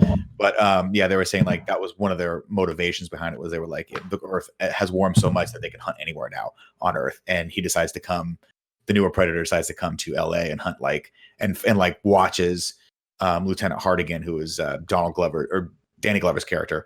He watches him fuck up some gang members and then starts like stalking him, and it's like a more fucked up cat and mouse game where he starts killing all of his friends first and all this shit. And it's like it's a lot more deep than the first Predator. Actually, I'm really enjoying watching it back a second time. And if we ever do Predator in review, I think you guys are really going to enjoy it too. If we do Predator in review, what a day! I mean, there's a lot more good Predators than there are bad Predators. I'll put it out there. That's a claim. I'll say it. I think Predator 1, Predator 1, Predator 2, and Predators, the movie with Adrian Brody, are all very entertaining movies. I think they're definitely worth a watch. What are the other ones? What are the other ones? Because there's 2 AVPs. There's Alien vs. Predator, Alien vs. Predator Requiem, Predator 1, Predator 2, Predators, and The Predator, which just came out with Shane Black's Predator, and it's a weird movie. It didn't really do it for me. I heard it sucks. It's very much like Shane Black wrote a draft, and the studio was like, he'll probably clean up some of these things that don't need to be in there, and they just went straight to shooting. It's very Shane. It's got all that weird, sarcastic Shane Black humor that just works totally well when it's the nice guys with Ryan Gosling and what's his name, the guy from Gladiator, Russell Crowe. Yeah, Russell Crowe. Or like a movie like that, you're like, this movie's made for Shane Black. Let's just hang out with these characters, have them talk shit to each other, solve a mystery, whatever. They're detectives. But in a Predator movie, you're like, why does Thomas Jane's character has Tourette's, and it doesn't play anything into the thing at all, except it's just every once in a while he just says like pussy. He just screams it. And you're like, well, that just totally interrupted this tense scene. Why do we need that to happen? He made some interesting choices in it. But Boyd Holbrook's pretty good in it. Nick, I bought it. I bought the Predator. Predator, cool. The original series. Let me know what you think. Concrete Jungle and other stories. Before Predator 2 was ever conceived as a film, writer Mark Viernahan and artist Chris Warner created an acclaimed comic book sequel to Predator that took the alien trophy hunters from the jungles of Central America to the concrete jungle of New York City, where they faced Dutch Schaefer's big brother, who's an NYPD detective. Yeah, weird that the German escalation. Guy. What? It's interesting, and I understand that they had to have a little bit of a connection to the original character, because you have to think like this was probably one of the only things Predator related to come out after Predator. Oh, sure, in the 80s. So they probably wanted a bit of a through line there, but it's just a cool concept, because it's for me it was one of the first stories to create a cinematic world that like ever, really. I remember thinking like, whoa, that's so weird. They're making a sequel to Predator without Arnold Schwarzenegger. Yeah. And it's just a totally different cast in a totally different year. It's like 10 years after the events of the first Predator happened. It's happening in downtown LA. And it was like, at first I kind of revolted against it. I think a lot of people did, where they're like, this is dumb. This isn't Predator. But the more and more you watch it, you're like, how fucking cool is it that they can just do another Predator story with a totally different cast, totally different place on Earth. And they did that with Predators, where they don't want to spoil the big surprise of that. But it's just cool that they build out this world that these things have been around forever, and they're just these hunters that can't be stopped, and they just encounter these cool warriors throughout time. When did Predator come out? Predator, I want to say, was like 87. Yeah. Sorry, I'm now adding it to my thing. I am watching Predator again, ladies and gentlemen, to get ready for it. Awesome. I think it might be on a IFC if you have that channel. You might be able to rent it there. Maybe not. I mean, I have YouTube TV. That doesn't sound like something. No, it might be there it's probably there for rental. But I want to come back and answer Pete D's question here of who I would replace in a movie. But first, I want to tell you about our sponsor. This episode of the Kinda Funny podcast is brought to you by Honey. You've heard me talk about Honey before. It is a free add-on for your browser that saves you money. It is super simple, of course. I use it all the time. I actually just redeemed it for an Amazon card, but I'm getting ahead of myself. Basically, what you do is you go and you download Honey. How do you download Honey? Honey is a free online shopping tool that saves you money online. I already covered that, of course. But what you need to do is go to honey.com/kinda. When you go there, you're going to download this widget. In 3 clicks, it's installed. And guess what? It's just a little widget I'm putting in my computer. It lives up here on my Google Chrome. And when I go and I check out on all the stores I use online, it'll pop it and it goes, hey, Honey's checking for coupons. Because what it does is it looks through all the coupon codes that are available on the internet to find you the code for the site you are on so that it can be used there, save you money, save you time. And it saves if you log in with your Gmail or whatever you want to. There's a bunch of ways to log in. I log in with my Gmail. It'll accrue Honey coins there that you can then use to redeem for things like Amazon money, which is what I did, Greg Miller, for my Amazon points. Honey has found over 18 million members, more than $2 billion in savings. Did you know that Honey supports over 30,000 stores online? And they're adding more every day. Users love Honey. That's why it has more than 100,000 5-star reviews on the Google Chrome store. Like I said, you go there, you check out, little box drops down, you click apply coupons, it searches, gives you the promo codes the best, and the prices drop. Not using Honey is literally passing up free money. It's free to use, and it installs in just 2 clicks. I said 3, I lied. 2 clicks. Get Honey for free at joinhoney.com/kinda. That's joinhoney.com/kinda. My name is Greg Miller. I can't recommend this service enough because I legitimately use it all the time. It's right there. Kevin, am I lying? No, you're telling the truth, Greg. Our other sponsor is ExpressVPN. Okay, so we all know how ExpressVPN protects you and your privacy online, right? And your security, all that jazz. But here's something you might not know. You can also use ExpressVPN to unlock movies and shows that are only available in other countries. Now that so many of us are stuck at home, it's only a matter of time until you run out of things to binge on Netflix. We have a friend who's been using ExpressVPN instead of being stuck on their Netflix in America to stream Doctor Who on UK Netflix. It's so simple to do. You fire up the ExpressVPN app, you change your location to the UK, and you refresh Netflix. That's it. You're in. It's amazing. You see, ExpressVPN hides your IP address and lets you control where you want sites to think you're located. You can choose from almost 100 different countries. So just think about all the Netflix libraries you can browse. Of course, we've talked about ExpressVPN before. They've sponsored Kind of Funny before. They are great. You can use it to, use that hide your IP address, which is great. Protect all your accounts. Make sure nobody's snooping on you online. But in these times of sheltering in place, they're expressing that you can, of course, use ExpressVPN to get better Netflix libraries, along with Hulu, BBC iPlayer, YouTube, and more. You name it, you can use it. Plus, it's compatible with all your devices, your phones, your media consoles, your smart TVs, and more. So you can watch what you want on a personal device or the big screen wherever you are. If you visit my special link right now at expressvpn.com/kindafunny, you can get an extra 3 months of ExpressVPN for free. Support the show, watch what you want, and protect yourself with ExpressVPN at expressvpn.com/kindafunny. So, hey everybody, welcome back from the ad. It's written, the Predator, the original comic series, Concrete Jungle, and Other Stories, is written by Mark Verheiden. I'll send you the link here on Comixology.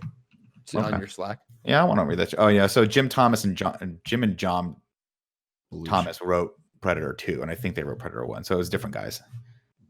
Sorry, okay. So pretty dope. The one I want to do, I'm totally stealing. This is when I put in my old brain bank way back in the day, and it makes sense for our next in review series. But I want to do Dogma, and I want to replace the leading lady, Linda Fiorentino. I'm probably pronouncing that wrong, but Fiorentino. That's right. I nailed it. Oof, man, yeah, she was from Men in Black. She was great. Exactly, from Men in Black, the lead in Dogma, right? In the commentary for Dogma, when you watch it and Kevin Smith's talking with his friends about it or whatever, he talks about how he almost cast Janeane Garofalo in that role.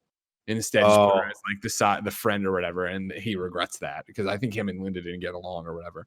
And it's that thing of like, once he says that and you think about that character, I think she would bring so much liveliness to it. And I don't know when the last time you watched Dogma is, but like, granted, it's a tragic character in Dogma, the one that Linda plays, but I still think that Janeane Garofalo's like sarcastic edge and like liveliness of it would have brought something to that role more than Linda did. No offense to her, but I also don't think about that often of who I would recast or do or whatever. But when Kevin Smith said that, it's been so hard for me ever to watch that movie since and be like, oh man, it should have been that way.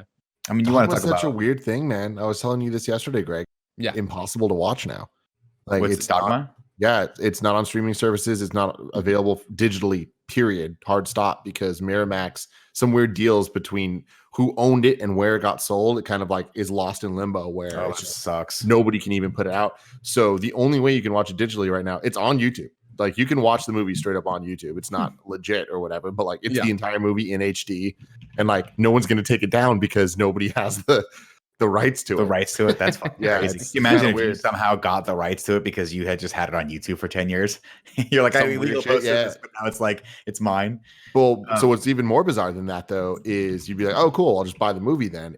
There was one issuing of the Blu-ray. If you go right now anywhere to try to buy Dogma, hundreds of dollars resale. Oh yeah, that happened with one of my favorite movies from the 80s, which I don't recommend watching necessarily unless you're a huge Andrew Dice Clay fan, but back in the day, as Andrew Dice Clay was coming up and like become like blowing up as a superstar, Joel Silver, the same guy that made Predator and Die Hard and all these things, produced a movie with him, I think directed by Rennie Harlan, called The Adventures of Ford Fairlane, which was supposed to be this like his basically like breaking movie that would break him into a megastar on the world. And it's a really, really like beautifully shot movie. The content is very inappropriate now by today's standards. So if you're offended by anything that Andrew Dice Clay has ever said, don't watch it. But I remember, yeah, exactly. It's a lot of that. It's a lot of misogynistic humor and a lot of that stuff.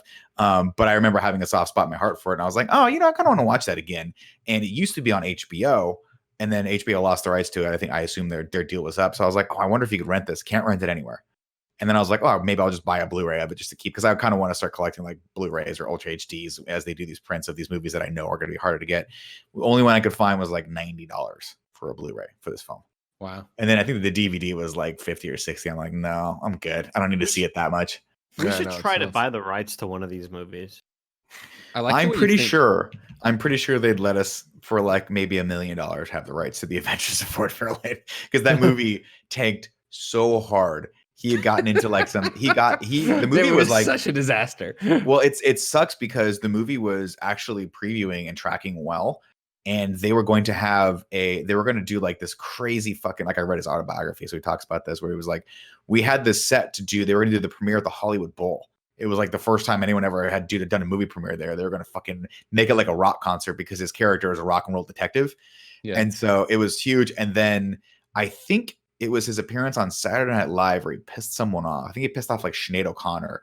And I think that all the interest groups, like the feminist groups and like the LGBT community, obviously hated Andrew Dice Clay because he just fucking like relentlessly made fun of all of them in a totally inappropriate way. But they were protesting him nonstop, and finally it caught on, and the world turned on him like that, to the point where the studios, I think it was Fox that made this film, pulled all the advertising dollars for it, pulled it from like almost every screen, and it came out and just fucking just ate shit. And with that, Andrew Dice Clay's career went off a fucking cliff. It was crazy. Cool shit. But talking about recasting, one of the things I'd love to see is, obviously, like you want to talk about Kevin Smith movies, how amazing would it be if he hadn't cast Bruce Willis in Cop Out? If he had like an up and coming comedic actor alongside of Tracy Morgan who would have wanted to work with him, and that could have made that movie good. Because if I never watched Cop Out. Is it bad strictly because of Bruce Willis not wanting to play? It's just not fun. It's just not. I've never even heard of this movie. So yeah, Cop Out was, so Bruce Willis, as Kevin Smith's fame rose, he started directing mainstream movies, and he just unfortunately picked the wrong projects. The first of which was, I think, Jersey Girl. Maybe it came before this. Well, Jersey Girl was one of his. That was when he wanted to stop doing View Askew because he was afraid Jay was going to kill himself. Okay. So either way, he did. I just remember him doing Jersey Girl, and then I remember him doing, I think, for Paramount or Warner or Universal. I have no idea, but it was a major studio film. I was like, Paramount sounds right. And I'm like, wait, you don't fucking know what studio put that movie out. Why are you even talking for Cop Out? You're talking about? Real quick. He experimented with two different movies. One he wrote and didn't direct, which is Zack and Miri Make a Porno, and the second was he didn't write it and he directed it, which is Cop Out. Right. And so obviously a Cop Out's a very straightforward movie about like two wacky opposite of the road cops teaming up to fight some bad guys. But Bruce Willis and him, that's, he tells those stories when he does a live show of how horrible it was to work with Bruce Willis. And he also tells that funny anecdote. They're hilarious. That's how I know Cop Out is just his stories on all of his different things about it. But it's the movie that sort of really soured him to Hollywood and vice versa, where I think he was just like, after that experience, I never wanted to direct. Because he basically he was like, I directed that movie for a paycheck. I wanted that my if memory serves correct, in his live shows, he's talked about how his agent was like, dude, you can get a lot of money for this. You can work with Bruce Willis, and like And he's like, fuck yeah, let's do this. And he said it was the worst experience ever. And not only that, but the movie tanked. And basically with it, a lot of his cachet in Hollywood went away. And so it would be so interesting to see if that movie had done well. Where, like, would Kevin Smith be directing Marvel films right now? Would he be directing, instead of doing and a great job, don't get me wrong, on like the Marvel or the like DC television side. He does all the like, he directs CW a lot. Yeah. Would he be like, would we be reading news of like, hey, Doctor Strange and the whatever the hell the new title for Doctor Strange is? And the Mask of the Phantasm.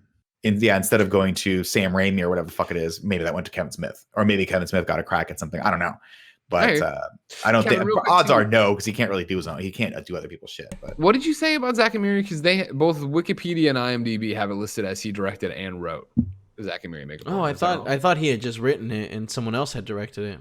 No, I think that was just the first one he had done that wasn't through Miramax or like View Askew. No, Jersey Girl was not the first one that was outside. That wasn't Miramax? View Askew. Well, I don't know about. I was saying about View Askew. I wasn't talking about that. It's so interesting because the way Zack and Miri is filmed and just the overall look of it, I knew even at that time, not knowing, I was like, this doesn't feel like a Seth Rogen sort of who's the guy? Evan Goldberg. Yeah, Evan Goldberg, or even the main guy who writes and directs all those movies, Judd Apatow. I was like, this doesn't look like an Apatow movie. Like this feels different, you know. I just kind of, there was always a sense of that, you know. So that makes sense. It's a good movie though. I remember watching that being like, huh. And it was weird because I was like, oh, that Jason Mewes guy's got cast in something else. That's cool. And then I don't even think I knew it was a Kevin Smith movie when I saw it. I just thought it was like a Seth Rogen, like Elizabeth Banks movie. Yeah, like, me too. I like those two. I literally, like, I think the first time I saw it, probably just assumed it was the same people who were making like 4-Year-Old Virgin. Yeah, same here. Yeah, I saw it for the first time last year, and I thought it was amazing. It's super funny. Like, it definitely holds up for new eyes. But I didn't know Kevin Smith had anything to do with it until the credits hit. And I was like, what the fuck? Like, that's great. Because I saw Mewes in it. I was like, oh, whoa, cool. But then, yeah, it was definitely a moment. And when I saw it, I was like, oh, this makes a lot more sense. What a fucking great concept, too. What a simple and perfectly great concept. Two people can't pay their rent. And they think, hey, people that we went to high school with would probably pay to watch us fuck. And that's it. Let's make a porno. That's it. Great concept. Okay, so to clarify some stuff here. Yeah. Jersey Girl is the one that's, like I said, the first one not set in this View Askew universe. That's distributed by Miramax. Zack and Miri Make a Porno, distributed by the Weinstein Company.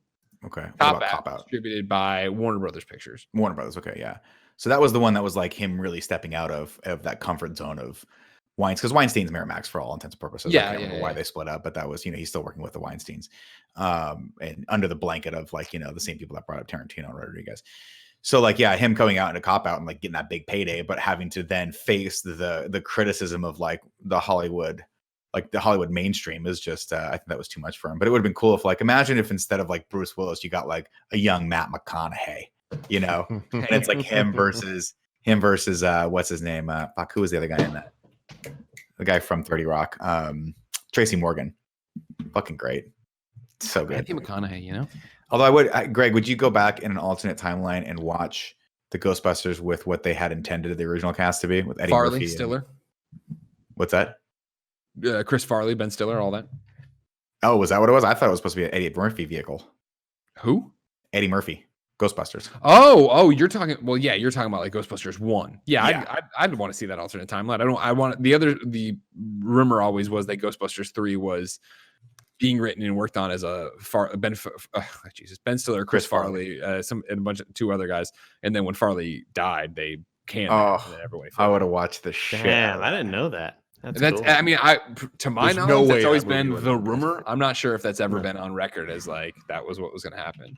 It would have been terrible, but I still would have watched. See, I don't know. I don't know if it would have been terrible. It would have been bad. There's no way it's good, Greg. I want to hear your pitch. How could they? How could that be good? Because I think it would have been. It would have been very much a. Well, first off, think about the time period we're talking about, right? Like where we are in the Black Sheep, Tommy Boy, all that area, and I think.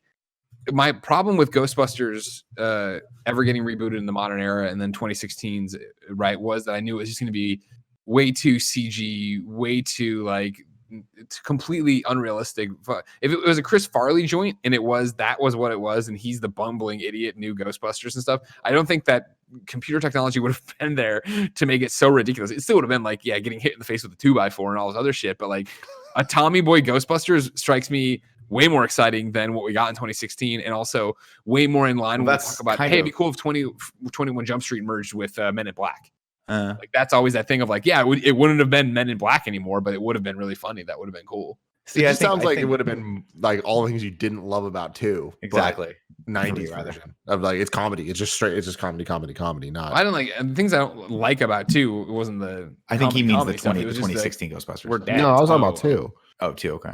Yeah, I mean, I'm saying it's just based on hearing you talk about it for the last million years. But like, I was saying that like 2 totally was made for kids more so than the first one. But I don't mean it's made for kids in the way it's made for kids like comedy jokes and stuff. I mean, it's like, yeah, we're just zanier. The colorful hair was bigger. Ghostbusters and colorful ghosts and hair is bigger. Mood slides. It definitely was bigger. Egon's hair got like twice. Kids love big hair. They do, man. Kids don't understand language. All they know is big eyes, big hair, big boots. I saw a really funny meme recently that was talking about how animation studios always portray different animals or whatever. And there was a picture of, I think, 2 lions.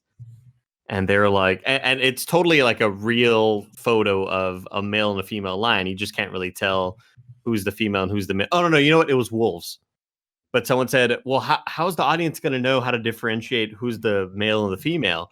And the studio was like, don't worry, we got this. And somebody photoshopped this photo of 2 wolves and made like the male have a big snout and like tiny eyes, and the woman had like a little tiny snout and big ass eyes. It's like that's totally what studios do. It's always like even when we see things that shouldn't have boobs or an hourglass figure, they still do somehow. Yeah, it's so funny. We can fill in the gaps.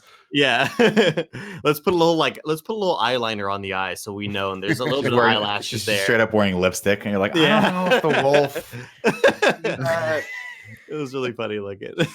It's so interesting though to see those techniques in animation, right? Where like they have that, like I remember it blew my mind when they just talk about the facial features of like the hero versus the villain, and how they just use the concept of symmetry to design the hero, and then like the opposite for the villain, where like the villain's eyes are just a little too close together and they're a little too small, and they break that like that sequence, whatever it's called, I don't think it's Fibonacci, but like whatever the sequence is that makes like perfect symmetry. And you know what I'm talking about? Yeah. And just showing how they bend those rules to like really create that, like even like right off the bat when a bad guy comes on screen, you're like, that's a bad guy. Yeah, that's a bad guy. That's a bad guy. That guy right there. He's too tall, too skinny. His eyes are too far apart, or they're too small, and he's got too small. Or lips. the space between his nose and his upper lip is too long. Like it's kind of like he's like this snooty sort of character. Everything you're describing is just Jafar.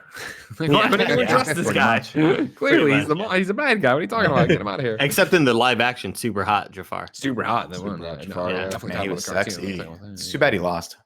Would like to see Jafar future. You know what I mean? Return of Jafar.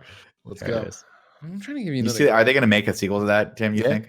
They have to, right? They announced they were working on it, but it's not greenlit yet. But that's it's one of those weird ass chicken and egg things where it's like, all right, so it's happening. You wouldn't be working on it otherwise. But it did well, right? It made so much money. Yeah. Will Smith's highest grossing movie. So that's too bad. That is just pissing all over the grave. That is Independence Day. God. Do you ever stop and think sometimes that we got a sequel to Independence Day? Yeah. Do you remember watching it in the fucking theaters and being so excited? It's gonna be a fun bad movie. And it was just a bad movie. Wait, when? Which the newer one? Mm-hmm. Yeah, the only other one. Okay, Independence, because you freaked me out for that. I was like, wait, did they make a part 2 like in the late 90s that I just don't remember? I was like, no way. Yeah, what a bummer of a movie, man. I never saw it. Been so good. It really could have. Yeah. And they just didn't. They were like, no, it was like that movie more than any was the egregious Chinese influence stuff where it's this wasn't a movie. This was a propaganda poster. Money, basically a commercial for how awesome China is, and then just like how to make more money to then make more movies. Thing. Yeah, I remember it was like that was a big one, and then I think the Transformers, the last Transformers movie to come out, was another one. Age of Extinction. Yeah, where they were just like, I mean, China even came out and was like, "There's not enough China in this. You guys got to like, fuck you. We're not gonna give you money." There's an obscene amount of China in that movie. I mean, Yeah, it's because China was like, we're not giving you any money, and we're not gonna let this movie come out in China unless you guys put a tremendous amount of China in it. And Michael Bay and the producers looked at each other and were like, we don't fucking care. We don't even care if there's Transformers in this movie. All we care about is money. That's all we care about. Michael Bay wasn't in it. Didn't direct that one. But really, yeah, how did he get out of directing the fifth one? They were just like, you're done. It was on him. He just didn't want to. God, how do you look at the Transformers movies? Wait, sorry, that's totally not true. He totally did. I am totally flipping my stories. Forget it. Okay. Michael Bay did all. There's no way, because I was like, I'm pretty sure he must have had an ownership to Transformers. Because if I watched, he backed out after Bumblebee. Okay. Because if I watched Transformers 3, I'd be like, we gotta just fucking go with any other director, any other writer and director for Transformers, because these movies are so lazy. Like everything is so fucking lazy in them that you can just tell that all Michael Bay wanted to do was like. Dude, roll that's cameras like, and fucking roll cocaine. It's not lazy. It is. There's so much. It's like I would say it's the opposite of lazy. They're just the worst decisions being made every turn, every direction they go. I think it comes down to priority, and obviously we'll talk about this on Friday. But I think the priority for the filmmakers and for the studios was just to have the money shots of the Transformers transforming, so kids could get little hard-ons and go out and buy the toys. Jeez. Because everything else, they don't know what they do with those hard-ons, Nick. Like I have to imagine the writers all want to shoot themselves after they turned in drafts that were capable, and then just had them all just torn apart. This fucking movie, Transformers movies are for kids. They make these movies for kids. This movie's a 2.5 hour long movie. I don't know that they are. Like I don't think that these movies are they for then. I don't think they're not for me. Toys. It's made to sell cars. Like I think that that's the thing is like the Transformers. The 2007 on movies, like the toys didn't sell that much. Like they sold whatever they're selling. I mean, I hope it's worth it because what's up? Yeah, I was gonna say you're supposed to be a 16 or 17-year-old kid getting a hard on, or like a hard vagina, or whatever happens with. I'm not sure what happens with women whenever stiff clit. Yeah, it tightens up. Like you're supposed to been out in the rain. You're supposed to be like, I want that yellow Camaro. You know what I mean?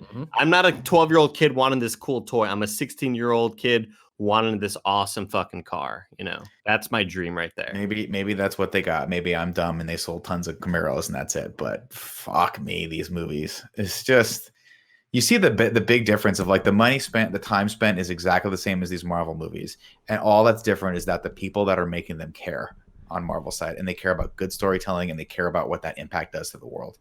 The guys that make these Transformers movies are just unabashedly making them for money. There is zero and it sucks too because I've heard people talk about working with. I heard TJ Miller on an interview talked about working with Michael Bay, and he was like, Michael Bay actually really cares about making a good movie, and he's like, and that's why he's such a tyrant all the time.